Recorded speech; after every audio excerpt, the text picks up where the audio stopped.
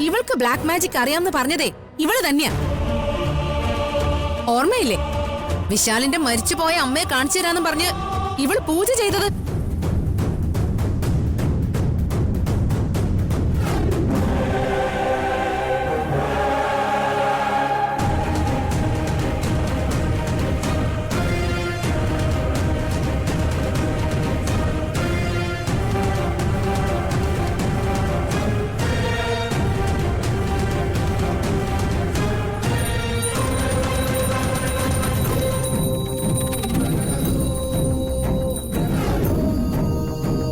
ഓ, അതാണോ നീ ഈ പറഞ്ഞ ബ്ലാക്ക് മാജിക്, ദുർമന്ത്രവാദം?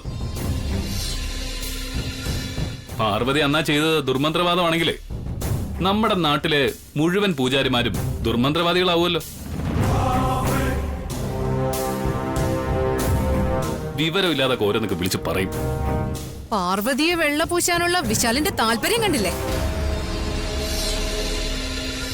ആദ്യം എന്റെ മുഖത്ത് മൈലാഞ്ചി എറിഞ്ഞു, ഇപ്പൊ ഇതും. ഇതൊക്കെ സ്വാഭാവികമായിട്ട് സംഭവിച്ചതാണെന്നേ വിശാല് വിശ്വസിച്ചാ മതി. മറ്റുള്ളവരെ വിശ്വസിപ്പിക്കാൻ ശ്രമിക്കണ്ട. കഴിഞ്ഞത് കഴിഞ്ഞു. ഇനി അതിനെക്കുറിച്ച് സംസാരിച്ചിട്ട് അർത്ഥമില്ല. നിങ്ങൾക്ക് അങ്ങോട്ടും ഇങ്ങോട്ടും തട്ടിക്കളിക്കാൻ ഞാൻ എന്റെ അനിയത്തിയെ വിട്ടു തരില്ല. ഇനി എന്താ നിങ്ങളുടെ പ്ലാൻ? എനിക്കതിപ്പോ അറിയണം. ചടങ്ങുകളൊന്നും മുടക്കണ്ട എന്ന് കരുതി മാത്രമാ പേരിനൊരു നിശ്ചയം നടത്തിയത്. നിശ്ചയം കഴിഞ്ഞു എന്ന് കണക്കാക്കിയ മതി. ഇനി വിവാഹം.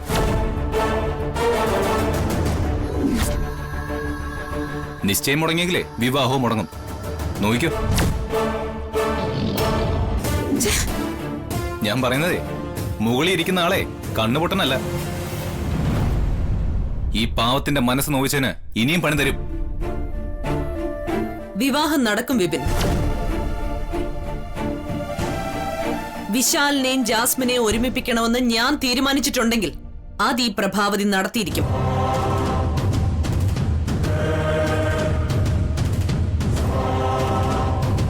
അതിന് ആദ്യം ഈ വീട്ടിലൊരു ശുദ്ധികലശം നടത്തണം. ശുദ്ധികലശം? അതെ പ്രതാപ.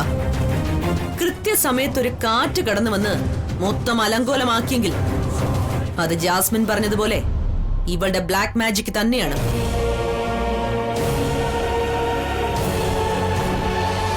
വിവാഹം മുടക്കാൻ വേണ്ടി ഇവളീ വീട്ടിലൊരു പ്രളയം തന്നെ ഉണ്ടാക്കി കളയും.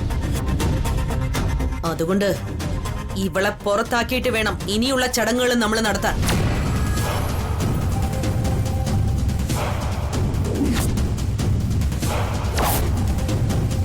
ഇവളുടെ ബാഗോ ഭാണ്ടോ എന്താന്ന് വെച്ചാ എടുത്തിട്ട് വാ പ്രതാപ. എന്നിട്ട് അതൊക്കെ പുറത്തേക്ക് വലിച്ചെറിഞ്ഞ് ഇവളെയും വിളിച്ച് പുറത്താക്കി വാതിലടച്ച് കുറ്റിയിട്. പറഞ്ഞത് കേട്ടില്ലേ പ്രതാപ? പോയെടുത്തിട്ട് വാ. ഇപ്പൊ തന്നെ എടുത്തോണ്ടേ.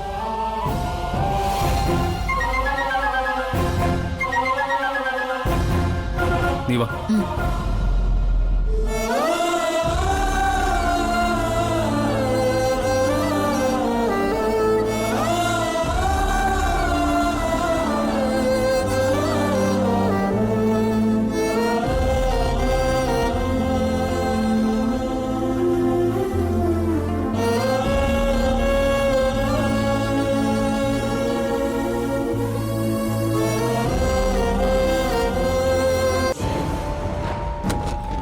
ഇവിടെ ഇല്ലല്ലോ. ആ, അവളെ ഇവിടുന്ന് കെട്ടുകടിക്കാൻ ഞാനും ചേച്ചിയും കുറേ ശ്രമിച്ചു, നടന്നില്ല. അവളെ കൊണ്ടുള്ള ശല്യം അവസാനിപ്പിക്കാൻ ഇതുപോലൊരു ചടങ്ങ് തന്നെ വേണ്ടി വന്നല്ലോ. ആ, നന്നായി.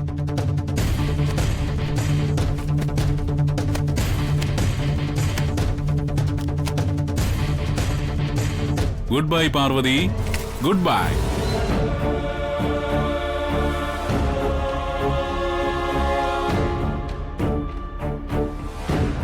മനപ്രയാസമൊന്നും വേണ്ട തിരുമേനി. തിരുമേനിയുടെ ഭാഗത്തു നിന്ന് ഒരു പിഴവും ഉണ്ടായിട്ടില്ല. വിവാഹ നിശ്ചയം ഭംഗിയായി കഴിഞ്ഞു എന്ന് തന്നെയാ ഞങ്ങൾ കണക്കാക്കുന്നത്. കുടുംബത്ത് കയറിക്കൂടിയ മൂദേവിയെ പുറത്താക്കാൻ തീരുമാനിച്ചത് ഈ ചടങ്ങിലല്ലേ?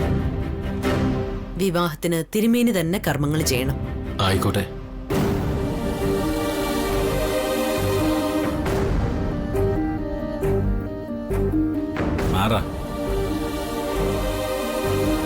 പാർവതിയെ പ്രതാപൻ പിടിച്ച് പുറത്താക്കിയെന്ന പരാതി വേണ്ട. ആ സൽക്കർമ്മം ചേച്ചി എന്നങ്ങ് ചെയ്താൽ മതി. ചേച്ചി,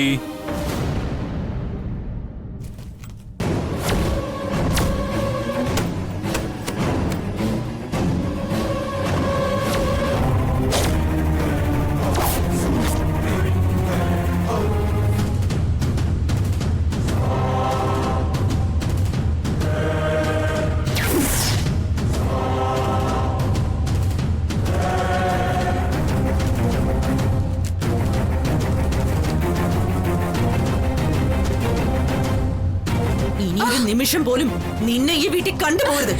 ഇറങ്ങി പോടി. പോ.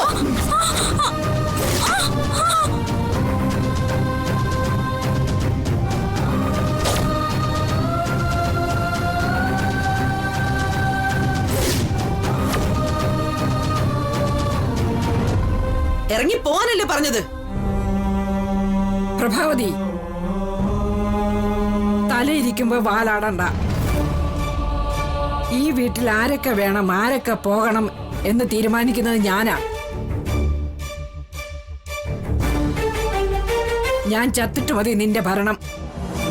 അതിന് ഇനിയും കുറെ സമയമുണ്ടല്ലോ അമ്മേ. അതുവരെ ഇവിടെ വെച്ച് പൊറിപ്പിക്കാൻ പറ്റില്ലമ്മേ. പറഞ്ഞത് കേട്ടില്ലടി. ഇറങ്ങി പോകാൻ.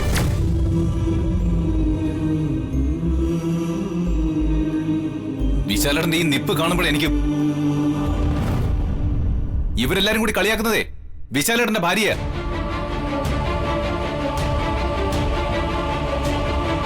ഇതെല്ലാം കണ്ടിട്ട് വിശാലൻ ഒന്നും തോന്നില്ലേ? എനിക്ക് വേണമെങ്കിലേ ഇടപെടാം. അമ്മയുടെ ഭാഗത്തോ പാർവതിയുടെ ഭാഗത്തോ നിൽക്കാം. പക്ഷേ അതിന്റെ ആവശ്യമുണ്ടെന്ന് എനിക്ക് തോന്നുന്നില്ല. ഇവളെ ഇവിടെ നിർത്തണമെന്ന് തീരുമാനിക്കാൻ അമ്മയ്ക്ക് അവകാശമുള്ളത് പോലെ ഇവരുടെ ഭീഷണിക്ക് വഴങ്ങണോ വേണ്ടയോ എന്ന് തീരുമാനിക്കാനുള്ള അവകാശം പാർവതിക്കുണ്ട്.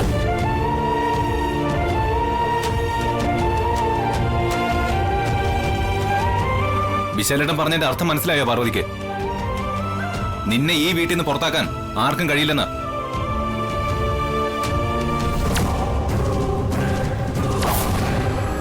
അമ്മയ്ക്കും നിനക്കൊക്കെ ഈ വീട്ടിൽ ഒരേ അവകാശം. ഇറങ്ങി പോവാൻ മനസ്സില്ലെന്ന് പറ പാർവതി. പോകാൻ മനസ്സില്ലാത്തവരെ പിടിച്ച് പുറത്താക്കാനുള്ള കഴിവ് ഈ പ്രഭാവതിക്കുണ്ട്.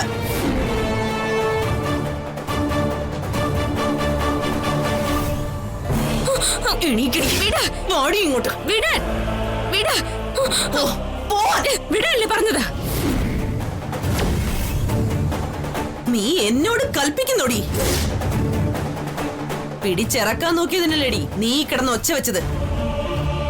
അതിന് ശിക്ഷയായി അടിച്ചിറക്കും ഞാൻ നിന്നെ.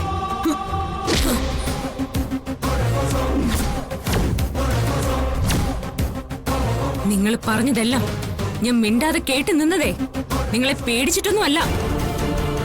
മുതിർന്നവരോട് തറുതല പറയരുതെന്ന് മുത്തശ്ശൻ പഠിപ്പിച്ചത് ഇപ്പോഴും എന്റെ മനസ്സിലുള്ളതുകൊണ്ടാ. പക്ഷേ ഇനി എന്റെ ദേഹത്ത് തൊട്ട ഈ പാർവതി ആയിരിക്കില്ല, മറ്റൊരു പാർവതി ആയിരിക്കും നിങ്ങൾ കാണാൻ പോകുന്നത്.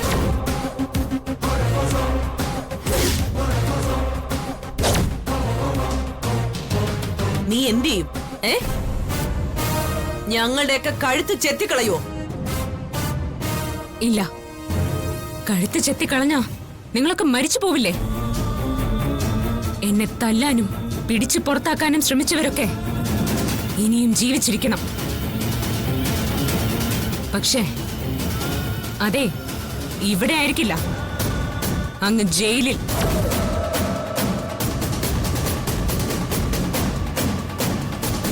നിങ്ങളുടെ അത്രയും പഠിപ്പോ അറിവോ ലോകവിവരോ ഒന്നും എനിക്കില്ല. പക്ഷേ ഞാനൊരു 4 വരി എഴുതി കൊടുത്താലേ ഗാർഹിക പീഡനത്തിന് നിങ്ങളെയൊക്കെ പോലീസ് പിടിക്കുന്ന എനിക്കറിയാം. എന്നെ ഇവിടുന്ന് പുറത്താക്കിയ ഞാൻ നേരെ വീട്ടിലേക്കായിരിക്കില്ല പോകുന്നത്, നേരെ പോലീസ് സ്റ്റേഷനിലേക്കായിരിക്കും.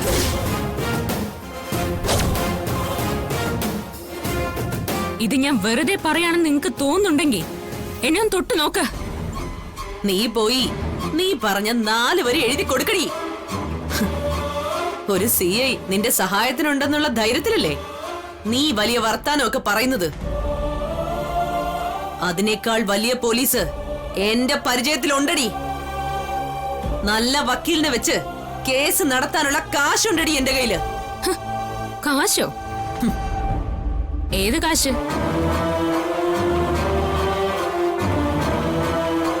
ഈ വീട് എന്റെ പേരിലാ.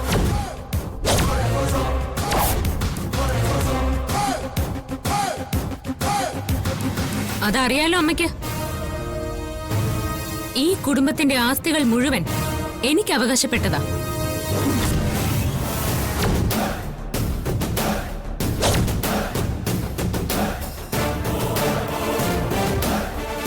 അതമ്മ മറന്നുപോയോ? എനിക്കെതിരെ കേസ് നടത്താനുള്ള കാശ് ഞാൻ അമ്മയ്ക്ക് തരണോ?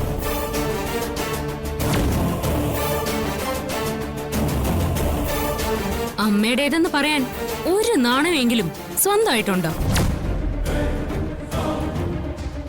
വെറുതെ ഇരിക്കുന്ന പട്ടിയുടെ വായിലെ കോലിട്ട് കുത്തി കടി വാങ്ങിയെന്ന് കേട്ടിട്ടില്ലേ? എത്ര രസകരമായ ആചാരം. വിശാൽ സാറിനെ കൊണ്ട് ജാസ്മിനെ വിവാഹം ചെയ്യിക്കണമെന്നുണ്ടെങ്കിൽ അത് ചെയ്യ. അതിന്റെ പേരിൽ എന്നെ തല്ലാനോ കൊല്ലാനോ വരരുത്.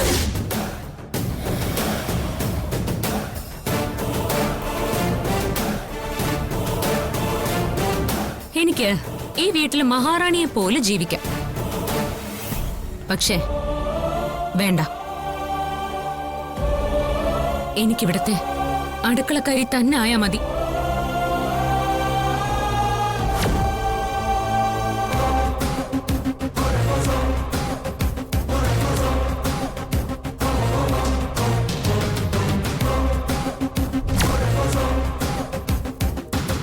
അളമുട്ടിയാലേ ഏത് ചേരയാ കടിക്കാത്തത്?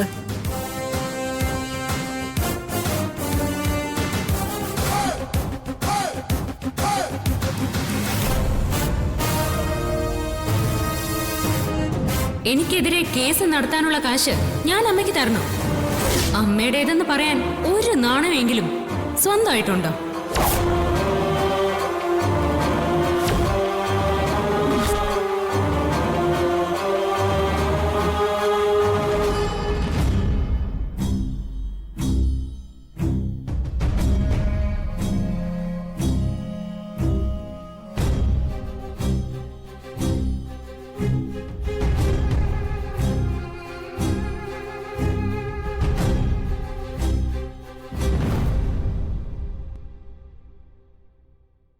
നിന്റെ മുഖത്തെന്തോ ഒരു ടെൻഷൻ. പോലീസിനെ കൂട്ടിക്കൊണ്ടുവന്ന് നമ്മളെയൊക്കെ ജയിലിലാക്കി കളയുന്നത് പാർവതി പറഞ്ഞോണ്ടാണോ? അവള് വെറുതെ പറഞ്ഞതൊന്നുമല്ല, ഉറച്ച ശബ്ദത്തിൽ അവള് പറഞ്ഞത്. പറയുമ്പോ അവളുടെ മുഖം ഏട്ടൻ ശ്രദ്ധിച്ചിരുന്നോ? ഇതുവരെ കണ്ട പാർവതിയൊന്നും ആയിരുന്നില്ല. നമുക്കെതിരെ ഉപയോഗിക്കാൻ പറ്റിയ എന്തോ ഒരു തെളിവ് അവളുടെ കയ്യിലുണ്ട്. തെളിവുകളൊക്കെ ഉണ്ടായിരുന്നു, പക്ഷെ ഇപ്പൊ അതില്ല. ഇതൊന്ന് വായിച്ചു നോക്ക്. നോക്ക്.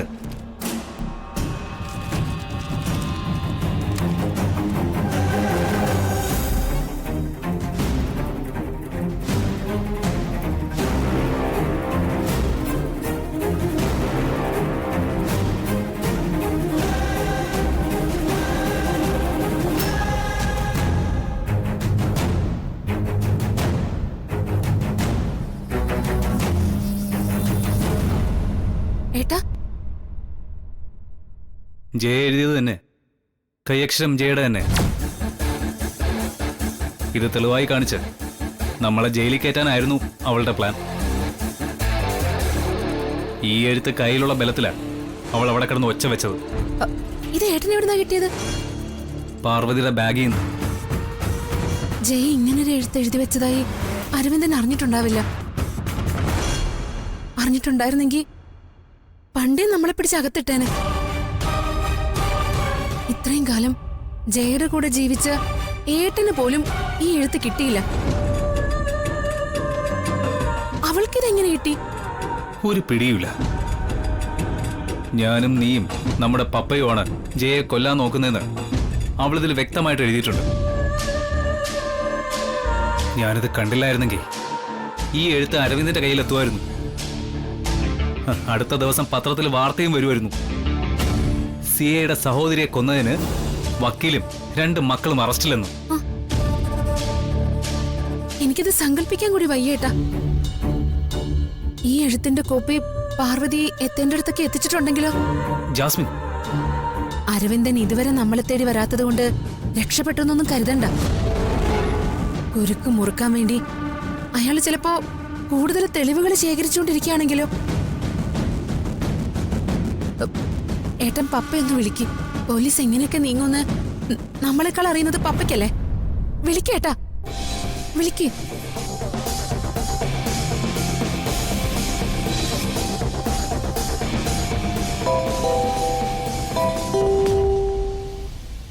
ഹലോ മോനെ, കാര്യങ്ങളൊക്കെ നമ്മൾ പ്ലാൻ ചെയ്ത പോലെ നടക്കുന്നില്ലേ അവിടെ? അറിയില്ല പാപ്പ. ഞാനും ജാസ്മിനും ആകെ കൺഫ്യൂഷനില്ല. കൺഫ്യൂഷനോ? എന്തിന്?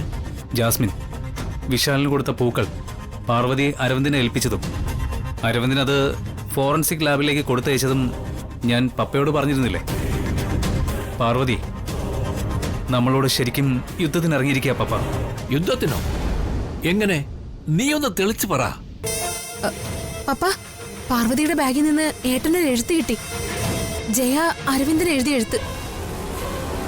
അതിലവൾക്ക് ജീവൻ നഷ്ടപ്പെടുകയാണെങ്കിൽ നമ്മൾ 3 പേരായിരിക്കും കാരണക്കാരെന്ന് അവൾ എഴുതിയിട്ടുണ്ട്.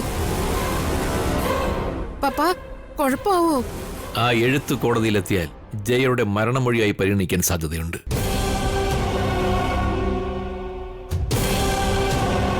എന്ത് ചെയ്യും പപ്പ? ആ എഴുത്ത് സൂക്ഷിച്ചു വെക്കരുത്. ഇപ്പൊ തന്നെ നശിപ്പിച്ചു കളയണം.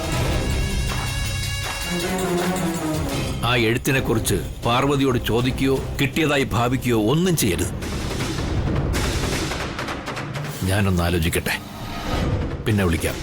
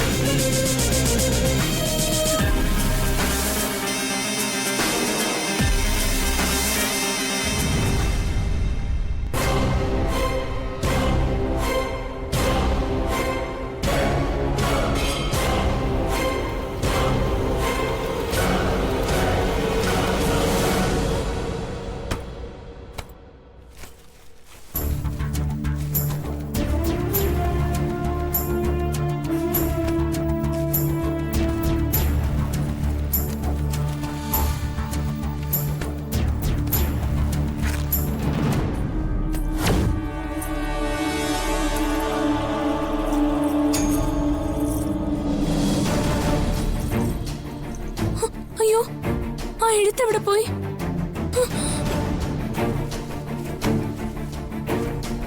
പാറു, വിശാൽ സാറ് ജാസ്മിനെ വിവാഹം കഴിക്കുന്നത് ദേവമ്മ തന്നെ തടഞ്ഞോളൂ എന്ന് ഞാൻ പറഞ്ഞ സത്യമായില്ലേ? മുടക്കിയത് വിവാഹമല്ലല്ലോ മണിക്കുട്ടാ, നിശ്ചയല്ലേ? നിശ്ചയം മുടക്കിയ പോലെ വിവാഹവും ദേവമ്മ മുടക്കും. പാറു നോക്കിക്കോ, പാറുവിനിപ്പോ സമാധാനായില്ലേ? എനിക്ക് സമാധാനം കിട്ടണമെങ്കിൽ ജാസ്മിനുമായുള്ള വിവാഹം മുടങ്ങിയാൽ മാത്രം പോരാ മണിക്കുട്ടാ. മറ്റൊരു പെൺകുട്ടിയുമായി വിശാൽ സാറിന്റെ വിവാഹം നടക്കുക വേണം. അയ്യോ, ഇതെവിടെ പോയി? പാറു എന്താ തിരയുന്നത്? അത് ഒരു എഴുത്ത്. എഴുത്തോ?